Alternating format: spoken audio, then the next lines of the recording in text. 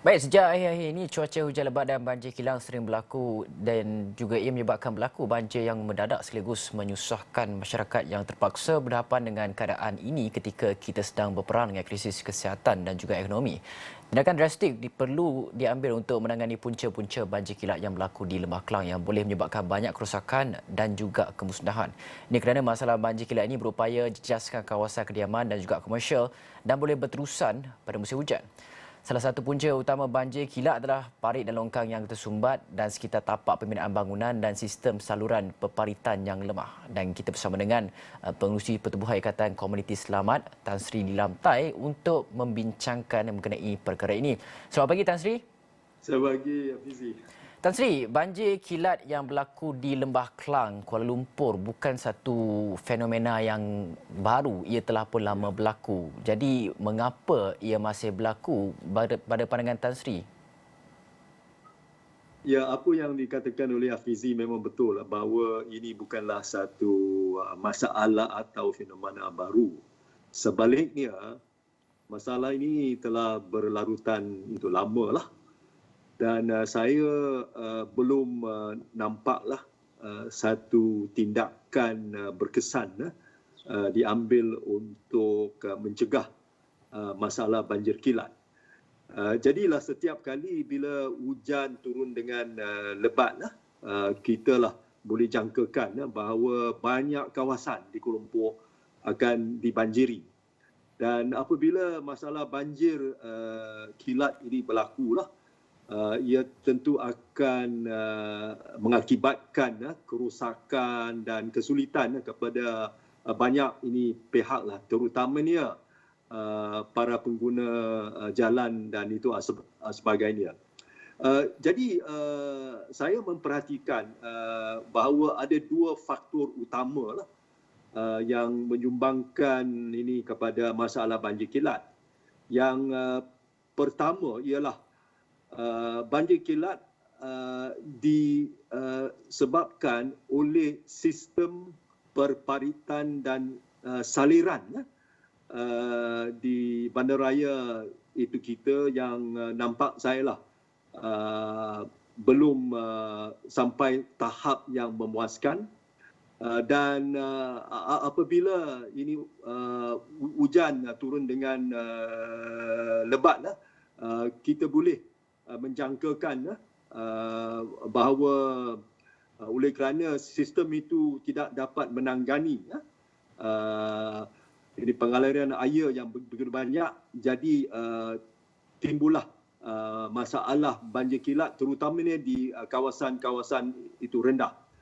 Dan faktor yang kedua ialah kita dapat nampak bahawa hari inilah di banyak longkang-longkang di bandaraya Kuala Lumpur tersumbat oleh kerana tahap kebersihan, tahap penyelenggaraan adalah tidak memuaskan dan inilah tidak dapat dinafikan akan menyumbangkan itu kepada banjir kilat. Yang ketiga lah, saya itu rasalah kalau nak saya boleh itu tambah sikit, iaitu kita boleh juga memperlihatkan di banyak ini tempat-tempat pembinaan kita dapat itu melihat bahawa perangkap kelodak ataupun silt traps yang perlu dipasang di setiap projek pembinaan tidak diselenggarakan dengan baik, dan ini menyebabkan itu sedimen dan itu sisa-sisa pembangunan terkumpul dalam longkang perdekatan dan menyebabkan banjir kilat apabila hujan turun lebat. Dan Tan Sri, sebenarnya pada bulan Februari lepas, Astro Awani melalui wartawan Fauzi Suhaimi ada membongkar berkenaan dengan kolam takungan banjir bawah tanah pusat latihan polis di Pulau Pol, Jalan Sultan Yahya Petra yang menjadi sebahagian daripada projek tempatan banjir yang sepatutnya projek tempatan banjir RTB Sungai Bonus tergendala sejak daripada Jun 2019. Dan Astro Awani ada laporkan projek itu sepatutnya jadi kolam tadahan air untuk atasi isu banjir di ibu negara. Didakwa gagal berfungsi kerana tidak diselenggarakan pihak berwajib sehingga menyebabkan dipenuhi lumpur, tanah dan juga sampah. Jadi bagaimana Tan Sri melihat kepada isu ini, Tan Sri? Ya, saya rasa projek tempatan ini itu banjir itu melalui misalnya pembukaan itu kolam itu takungan air ini juga merupakan salah satu kaedah ataupun langkah yang kita dapat mengambil untuk mengatasi masalah itu banjir.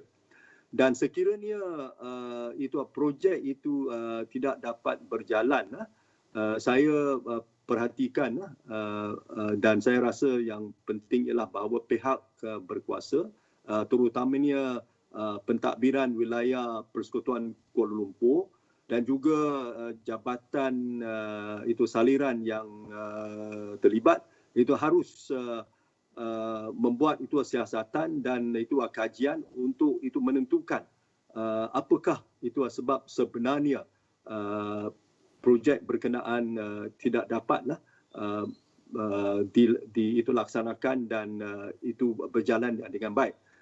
So saya itu rasalah bahawa dalam segala langkah-langkah pencegahan yang boleh diambil oleh pihak berkuasa termasuklah itu kajian yang dan juga diikuti dengan tindakan yang boleh diambil dalam melaksanakan projek-projek tempatan banjir ini.